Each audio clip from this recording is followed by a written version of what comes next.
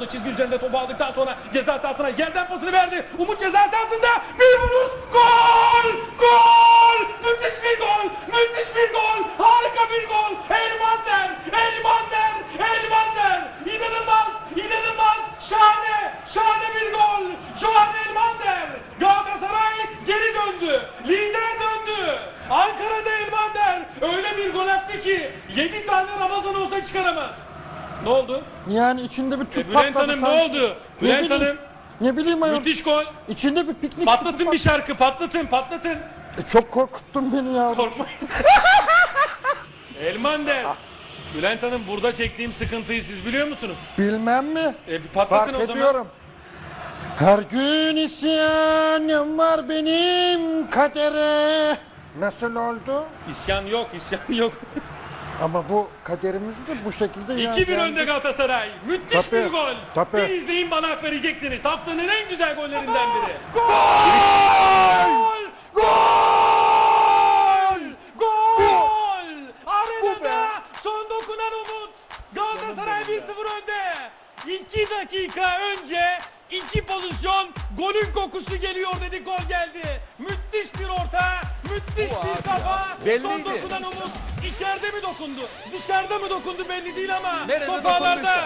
Galatasaray 1-0 önde. Bastırdı, pozisyon buldu, golü buldu Galatasaray. Arenada binlerce Galatasaray taraftarı ayakta. Müthiş bir orta, son dokunan Umut. Güzel ya. Umut dokunuyor, Galatasaray 1-0 önde. Çizgideyken Çizgi üzerinde Umut vuruyor, Galatasaray öne geçiriyor. 24. dakika. Sevgili Orhan Gencebay, golü buldu Galatasaray 24. dakikada. Neler söyleyeceksin?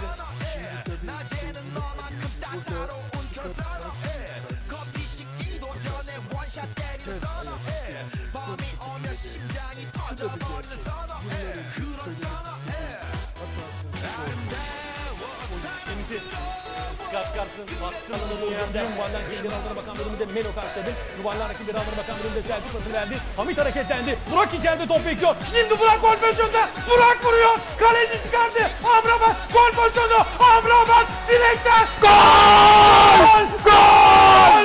Gol! Gol! Gol geliyorum dedi. Gol geliyorum dedi. Bu gol çıkmaz. Musa kendi kalesine atıyor ama gol geliyorum dedi. Kim atarsa atsın Arena abi. yıkılıyor. Atsın kim atarsa Arena atsın. yıkılıyor. Gol olsun. Galatasaray öne geçiyor. Musa. Ali kendi Sami kalesine Spor atarsa Kompleksi atsın Türk abi. Telekom Arena'da bu kadar şanssızlık olmaz. Burak karşı karşıya. Ya Karşı bir, bak. çıkardı. Amrabat. Bak, İkinci iki, hamle. Kaleci. Direkt. direkt. Savunma ve gol. 2 şut dönüyor. Bir direk, sonrası dördüncüye. İnanılır gibi değil. Hani bu gol olmasa konuşacak hiçbir şey yok. Yani. Anlatacak hiçbir şeyimiz yok bu pozisyon gol olmasa. Ya bu gol olmasa kalkıp gidelim Ali ya. Harbiden yani kalkıp gidelim. 72. dakika. Şuraya bak ya. Amrabat vurdu, direkten döndü, savunma çaresiz bir şekilde topu dışarıya atmak istedi orada. Görebildiğim kadarıyla Musa kendi ağlarına gönderdi Musa ve Galatasaray 2-1 önde. 72. dakika. Yani görmeyen izleyicilerimiz belki abarttığımızı düşünecekler ama belki İzleyecekler, tekrarda falan izleyecekler tekrarda izlediklerinde inanılmaz bir pozisyon. yani 3 kişi, 3 defansın dizilmiş 3 kişi ve arasından geçip top geçmesine rağmen direğe çarpıyor. Sevgili Uğur, hani Direğe Galatasaray TV çarpıyor abi. Ben bu maçta Hamit'e gol attırmak istiyorum. Bir joystick yok mu? Rejiye sesleniyorum buradan. Hamit'e gol attıracağım. Hamit'e. Bu ne lan?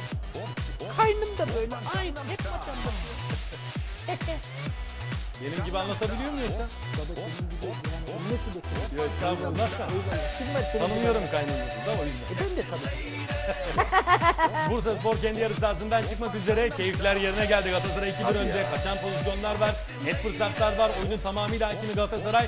Ama yine de hani yaralı kullandı. Hareketlendi Elmander. Gol pozisyonu Elmander! Elmander verdi. Ceza sahasında kaleciyle karşı karşıya Elmander plaseyi yaptı. Galatasaray 1-0 önde. 10. dakika Antalya deplasmanında. İşte futbolda sürat ne kadar önemli. Evet. Taç atışını hemen kullandı ama Hamit topu aldı. At golü Hamit. Vurma artık. Hamit karşı karşıya. Ya ne yapıyorsun Arkadan ya? müdahale var. Müdahale var. Penaltı vermesi lazım hakemin. Vermiyor. Vermiyor, müdahale var. İnanılmaz. İnanılmaz. İnanılmaz. İnşallah İnşallah yanlış görmüşümdür. İnşallah yanlış görmüşümdür. Hamit giriyor ceza sahasına. Hamit arkadan maçın hakemine itiraz ediyor. Yayın üzerine doğru geldi. İnanılmaz. Müdahale yok mu Uğur? Arkadan direkt müdahale.